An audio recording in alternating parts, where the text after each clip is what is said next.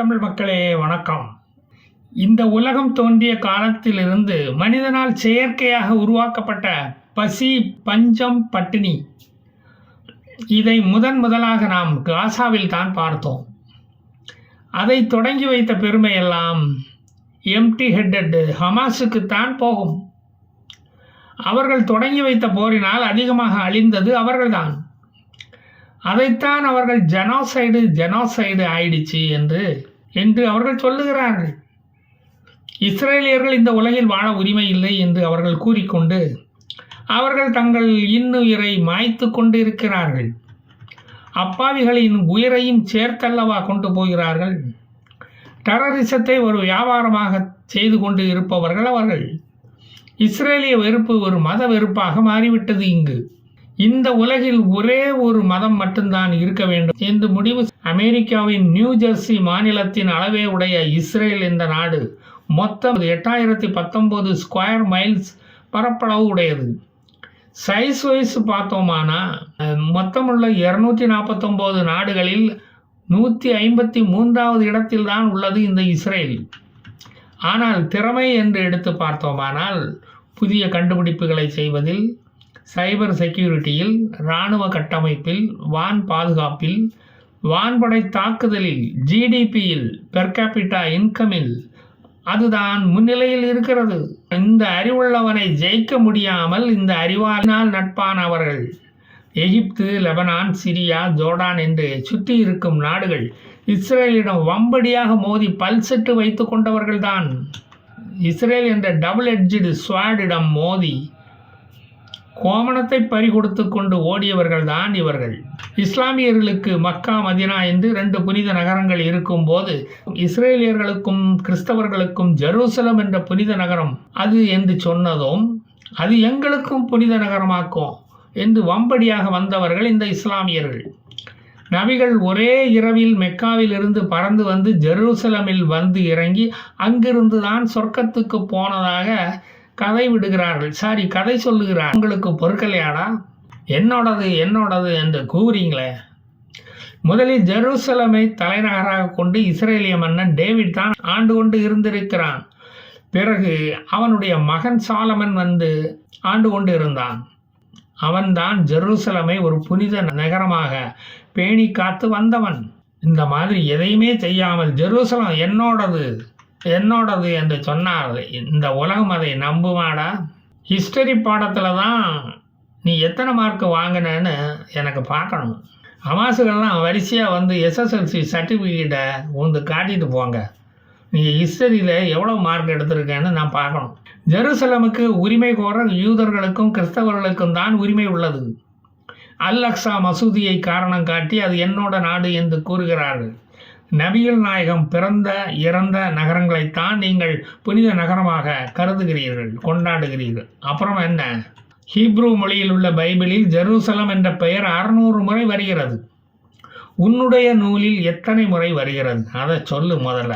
இஸ்ரேலியன் பக்கத்தில் நிற்கக்கூட உனக்கு தகுதி இல்லை.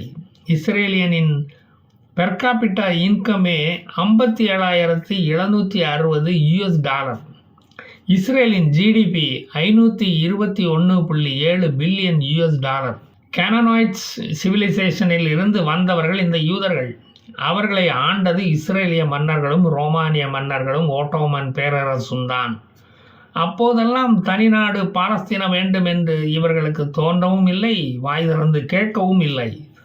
எப்போ இஸ்ரேலியனுக்கு தனி நாடு கொடுக்க போகிறோம் என்று சொன்னார்களோ அப்போது இவர்களுக்கு மறை கலந்தது. இஸ்ரேலியனை அழிக்க நினைத்தவனை இயற்கை இப்போது அழித்து கொண்டிருக்கிறது. அது தெரியுமா? ஈரான் மேலே ஒரு புது தாக்குதல் நடந்துள்ளது. அதை நடத்தியது அமெரிக்காவோ இஸ்ரேலோ அல்ல, இறைவன் என்ற இயற்கை அதை நடத்தினான். அடங்காதவனையும் அடக்கம் பண்ணுவது இந்த இயற்கை தானே. ஈரானில் இப்போது கடுமையான வறட்சி நிலவுகிறது. டெஹ்ரானில் உள்ள அபார்ட்மெண்ட்டுகளில் தினமும் 18 மணி நேரம் குழாய்களில் தண்ணீர் வருவதில்லை. தண்ணீர் லாரிகளுக்காக மக்கள் தெருக்களில் குடத்துடன் கூட நிற்க முடியாது. தண்ணி இருந்தால் தானே தண்ணீர் லாரி வரும். கிணறுகள், போர்கள், குளங்கள், ஆறுகள், டேம்கள் இவற்றில் உள்ள தண்ணீர் பூமியின் மையப்பகுதிக்கு சென்று விட்டது. ஈரானில் கடுமையான வெயில். 51 டிகிரி செல்சியஸ் அளவுக்கு அடிக்கிறது. பள்ளிகள், அலுவலகங்கள், பேங்குகள் வாரக்கணக்கில் மூடப்பட்டு விட்டன.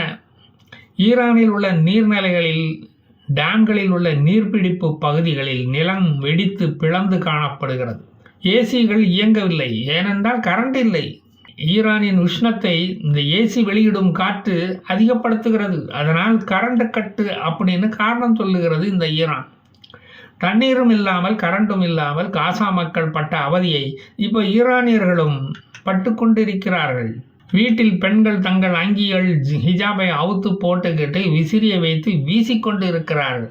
காசா மக்களின் பசியை துடைக்க தெரியாதவனுக்கு இறைவன் கொடுத்த தண்டனை இந்த ஹீட் வேவ்.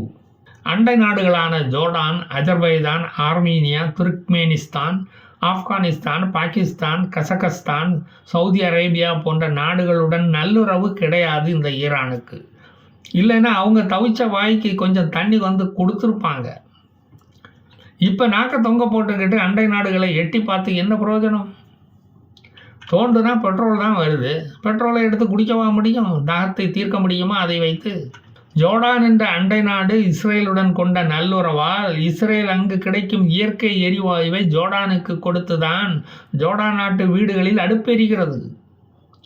இஸ்ரேல் தான் கடல் நீரை குடிநீராக்கி ஜோர்டானுக்கு சப்ளை பண்ணி கொண்டு இருக்கிறது. அவர்களின் தாகத்தை தணித்து கொண்டிருக்கிறது. அதோடு தனது பொருளாதாரத்தையும் அது மேம்படுத்தி கொண்டிருக்கிறது. இதெல்லாம் எதனால்? அந்த நாடுகளுடன் நல்லுறவை பேணுவதால் தான் இவை நடைபெறுகிறது. நாய்க்கு சொன்னால் நல்லது புரியுமா? ஏவுகணைக்கு செலவழித்த காசில் கடல் நீரை குடிநீராக்கும் திட்டத்துக்கு செலவழித்து இருந்தால் ஈரானுக்கு இந்த நிலை வந்து இருக்குமா? இப்போ என்னடானா கோமெனி சீனாவுக்கு ஃபோனை போட்டு ஜிங்பின்னிடம் சீனாவில் நல்ல மழையாம அதில் கொஞ்சத்தை டேங்கர் வேகனில் அடைச்சி ஈரானுக்கு கொண்டு வர முடியுமா?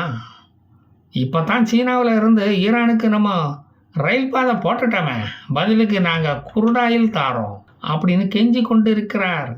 அதற்கு ஜின்பிங் கழுத்தளவு தண்ணீர் இடுப்பளவுக்கு வந்ததும் நாங்கள் அதை பற்றி யோசிக்கிறோம் அப்படின்னு சொல்லி ஃபோனை வச்சுட்டாங்க. ஈரானிலும் சீனா மாதிரி மழை பெய்ய வேண்டும் என்று அல்லாவிடம் வேண்டி கூட்டு பிரார்த்தனைகள் செய்யுமாறு கோமெனி வலியுறுத்தியுள்ளார். அல்லாவோ அவர்களின் வேர்வை நாத்தம் தாங்க முடியாமல் அங்கிருந்து ஓடி போய் விட்டாராம். ஈரானில் உள்ள ஸ்விம்மிங் பூலில் உள்ள தண்ணீரை எல்லாம் உறிஞ்சி எடுத்துக்கிட்டு போயிட்டாங்களாம். குடிக்க தண்ணி வேணுமே, அங்கே இனி குளிக்க முடியாதாம். தண்ணீர் இல்லாத ஹோட்டல்களில் தங்கியிருந்து டூரிஸ்டுகள் ரூமை காலி பண்ணிட்டு தங்கள் நாட்டுக்கு கிளம்பி விட்டார்கள். 2020 வருடத்திலிருந்து 5 வருடமாக இதே கதை தான் அங்கே ஓடிக்கிட்டு இருக்கு ஈரானில். அதற்கு யார் காரணம்? எல்லாம் அவங்க அல்லாஹ் தான். நல்லது நினச்சா நல்லது நடந்திருக்கும். டெத்து டு இஸ்ரேல் என்றால் டெத்து தேடித்தானே வரும். அல்லாஹ் கொடுக்குறத சந்தோஷமாக வாங்கிட வேண்டியதுதான். ஈரானியர்கள் இப்போ டாய்லெட்டு போனால் வெஸ்டர்ன் மெத்தடில் தான் பஞ்சில் தொடச்சி பேப்பரில் தொடச்சி போடுறாங்களாம். 4 வருஷமாக தண்ணீர் தட்டுப்பாடை தீர்க்கிறதுக்கு வழி கண்டுபிடிக்காமல் இஸ்ரேலிய பாத்ரூமை உத்து பார்த்துக்கிட்டு இருந்தா இப்படி தான் நடக்கும்.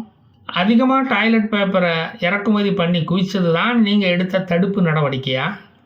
அது துடைப்பு நடவடிக்கை. இந்த வருடம் வழக்கமாக பெய்கிற மழையின் அளவு 45% அல்லாஹ் குறைச்சிட்டான். அதனால ஈரான் தலைநகரை தெற்கு பக்கத்தில் உள்ள மக்ரான் பகுதிக்கு கொண்டு போகலாமா என்று கமிட்டியெல்லாம் போட்டார் கோமெனி. அங்கு சாதாரண சாக்கடை வசதி கூட இல்லாத இடம் அது. அடிப்படை கட்டமைப்புகளே அங்கு சரியில்லை என்று நிபுணர் குழு சொன்னதால் அதுவும் கைவிடப்பட்டது. அங்கெல்லாம் நம்ம ஊர் மாதிரி பயிர் அழிந்தால் நிவாரணம் எல்லாம் கிடைக்காது. இன்சூரன்ஸு எதுவும் போட்டிருந்தால் தான் கிடைக்கும். ஈரானுக்கு எதிராக போராட்டம் நடத்திய மக்கள் எல்லாம் இப்போ அடங்கி போய்விட்டாங்க. அவங்களுக்கு தான் தொண்டை தண்ணி இல்லையே, எல்லாம் வற்றி போச்சு. இனி தண்ணி குடித்தாதான் கோசமே போட முடியும் அவர்களால். இது பத்தாது என்று ஈரான் பாலைவனத்தில் அல்லாஹ் மணல் புயலை கிளப்பி விட்டுள்ளான். இதையும் சேர்த்து அனுபவிங்கடான்னு. ஈரானியர்கள் சொர்க்கம் பார்க்கறதுக்கு முன்னாலேயே நரகத்தை பார்த்து விட்டார்கள். ஆய்களுவே தண்ணி இல்லாமல் இருக்கும். நீ இஸ்ரேலை அழிக்க போறையாகும். இன்னும் கொஞ்சம் வெயிட் பண்ணு, பூகம்பமும் எல்லாம் உங்களுக்கு அனுப்புவான். அதையும் சேர்த்து அனுபவிச்சுக்கிட்டு போங்க. கெடுவான் கேடு நினைப்பான் என்று அல்லாஹ் குரானில் சொன்னதை நீ ஒழுங்காக படிக்கலையா? அதையும் சாய்ஸில் விட்டுட்டியா?